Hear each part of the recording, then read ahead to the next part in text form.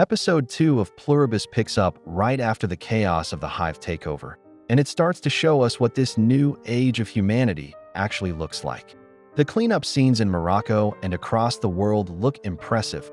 Human vessels working together seamlessly, performing complex tasks, rebuilding society. It's efficient, it's coordinated, and it's peaceful. But as the episode slowly reveals, it's also hollow. The hive mind now carries the combined knowledge of all of humanity. That means anyone in it can instantly know everything. How to pilot a plane, how to perform surgery, how to build, paint, or even play instruments. But that also means no one earns that knowledge anymore. No one struggles, learns, or grows. My child is still my child. Very much so. That cute little boy we just met? The one who can perform open heart surgery and fly the space shuttle? Yep, he's right as rain. You listen. That is my child out there. He is also your prime minister. Some guy you dated in high school, your gynecologist. Think about that. There's no individuality in skill or experience.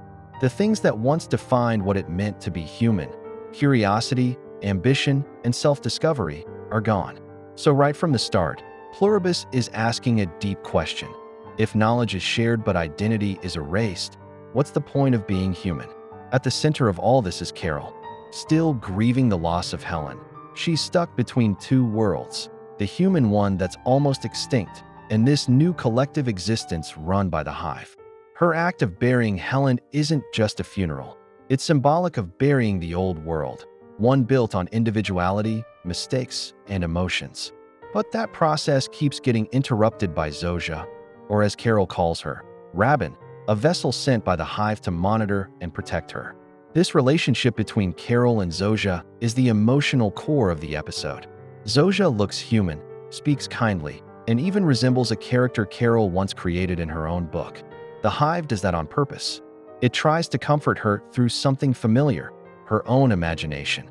It's a powerful metaphor. The hive doesn't destroy human creativity, it uses it against us. It understands what we love and mirrors it back to control us. Throughout the episode, the hive acts less like a villain and more like a reflection of human systems we already know: military surveillance, political power, and even organized religion. The fact that it watches Carol through an MQ-9 Reaper drone isn't random. It's a direct link to real-world systems of global control. The hive doesn't need weapons. It has compliance. And when Carol lashes out emotionally, the hive glitches. Her raw human emotion literally breaks the system. Fuck you! Fuck every single one of you!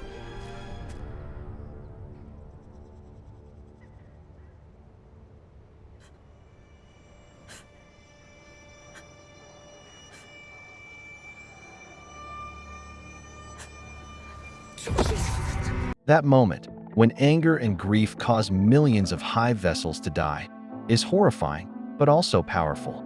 It shows that emotion, something the hive can't compute or suppress, is still humanity's greatest weapon. But that power comes with guilt. Carol realizes her rage has cost millions of lives, or at least millions of bodies, and she can't tell whether she's justified or monstrous. That moral tension runs through the whole episode. Helen's burial becomes a metaphor for resistance. The hive offers Carol an easy way out: machinery, efficiency, even help from Zosia, but Carol insists on doing it herself. When Zosia later brings the tools and the excavator, the scene looks like compassion, but it's also manipulation. Every act of help from the hive reinforces dependency. The more Carol accepts, the less she remains her own person. Still, Carol does finish the burial, and in that moment, she gains something small but important: closure. She's one of the few left who still feels pain, loss, and love as an individual, not as part of a collective emotion. The second half of the episode shifts to Bilbao, where Carol meets the 5 remaining survivors who haven't been assimilated by the hive. Each of them represents a different human response to control. Otgon Bayer, Xiaomei, and Kuzumeu represent denial. They see their loved ones' vessels as still being their family, refusing to accept reality. Lakshmi represents resentment. She's intelligent enough to understand Carol's warning, but she blames Carol for the loss caused by her emotional outburst. Kumba represents corruption. He embraces the hive's servitude to fulfill his own selfish desires. Carol's desperate attempt to unite them shows how fractured humanity really is.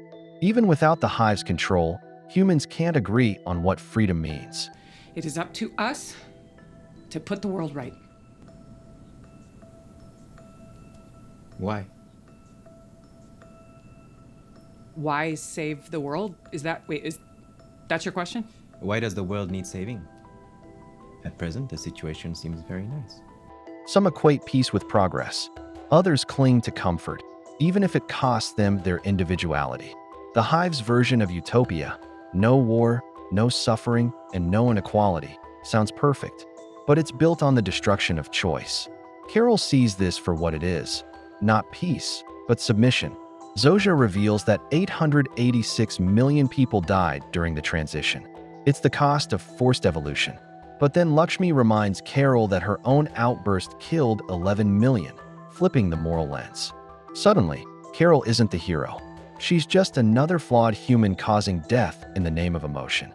This back and forth is what makes Pluribus so fascinating. It doesn't give us heroes or villains. It's about two systems, one built on order, the other on chaos, and both are dangerous in their extremes. The hive kills individuality for the sake of harmony. Humans destroy harmony for the sake of freedom. The relationship between Carol and Zosia evolves into something deeply symbolic. Zosia is a literal reflection of Carol's humanity, the version of herself she created in fiction, now made real, but without emotion. By the end, when Zosia chooses to go with Kumba, Carol stops her not because of attachment, but because she sees an opportunity. She's realized that the hive can't handle moral dilemmas. It thinks in global patterns, not human contradictions. If Carol can force it to make enough human choices, ones that require empathy, favoritism, or individuality, she might break it from the inside. In short, she's going to teach the hive what it means to be human. Episode 2 of Pluribus is slower, more introspective, but it's crucial.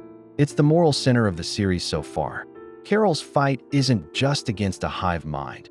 It's against the idea that perfection is worth more than imperfection, that our mistakes, our pain, and our emotions are what make us alive. By the end, she's not just burying Helen, she's burying the illusion of peace through control. And for the first time, we see her take her first real step toward rebellion, not with weapons or technology, but with humanity itself. Make sure to like and subscribe if you enjoyed this video, and I will see you in the next one.